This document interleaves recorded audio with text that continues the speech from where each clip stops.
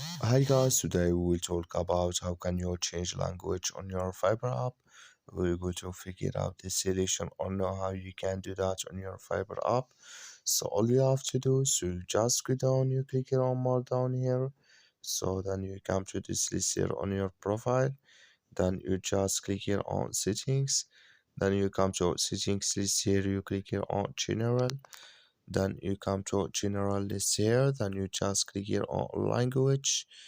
Then it's going to show for you list like this, and there can you so change language here in your for your Fiverr app here. Then here can if you want to use your full language here, so just click on it, then it's going to use your full language. And here can you change a language. When you down, you click here in this sign to save your language here. That's all you have to do. Thank you for watching. Don't forget to support us by liking, subscribe.